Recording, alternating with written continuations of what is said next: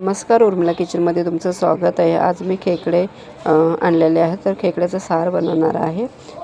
हे जिवंतच खेकडे पकडलेले. हे बघा, मी आता तोडून त्याचे नांगे काढून घेतलेले आहेत आणि साफ केलेलं आहे. हे बघा, आता हे पाय आहेत ते मी मिक्सरला लावणार आहे. मिक्सरला लावून बारीक करून घ्यायचं, त्याचं पाणी टाकून.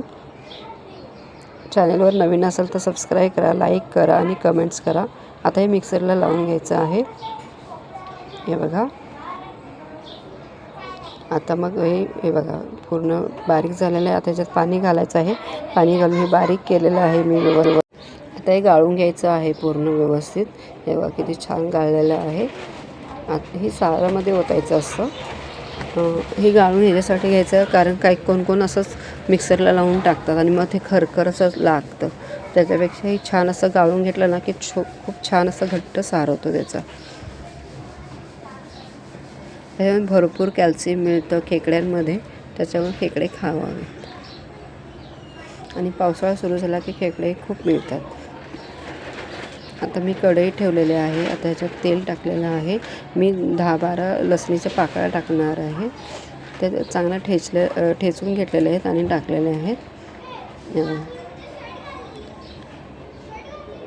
आता हे मी चांगले भाजून घेणार आहे. हे बघा, खूप छान भाजल्यात, लाल लाल झाल्यात. कढीपत्ता टाकलेला आहे. हे बघा, आणि आता मी तिखट टाकणार आहे. मी आलं लसणाची पेस्ट टाकलेली आहे थोडी. हे बघा, तिखट टाकलं आहे. खूप जास्त जरा तिखट टाकलेलं आहे कारण मग ते गोडूच लागतं ना, म्हणून तिखट खूप छान सार लागतो. त्यासाठी तिखट मी जास्त टाकलेलं. तुम्हाला जसं हवं तसं तुम्ही तिखट टाकू शकता, कमी जास्त करू शकता. आता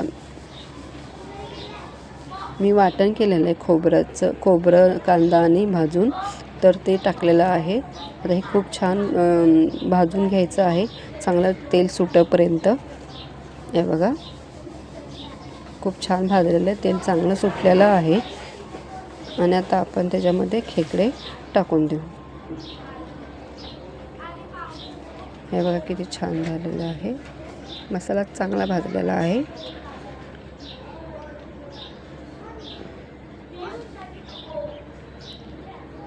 हे बघा,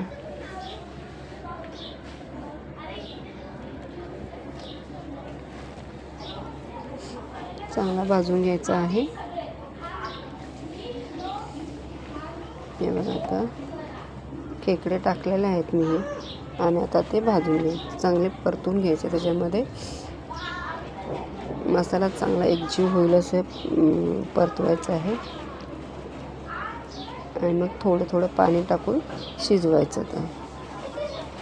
हे बघा, आता थोडंसं पाणी, खूप चांगला तेल सुटलं त्याला पण. आता ह्याच्यामध्ये जे मी मिक्सरला लावून बारीक केलं होतं ना, ते टाकलेलं आहे. हे बघा, हे बघा, अजून थोडं पाणी टाकायचं आहे.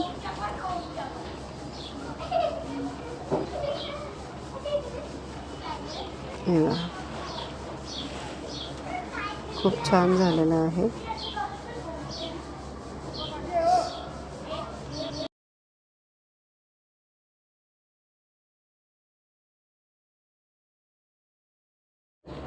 हे बघा, आता मी गरम मसाला टाकलेला आहे.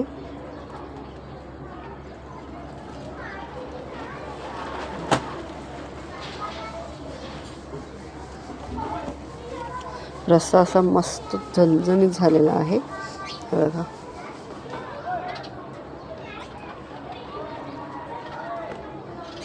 सर्दी खोकला असेल तर हा रस्सा पिल्याने खूप बरं वाटतं. खूप छान असतो हा. हे बघा, खूप छान झालेला आहे. आता हा तुम्ही चपाती भाकरी किंवा भाताबरोबर खाऊ शकता. खूप छान लागतो भाताबरोबर.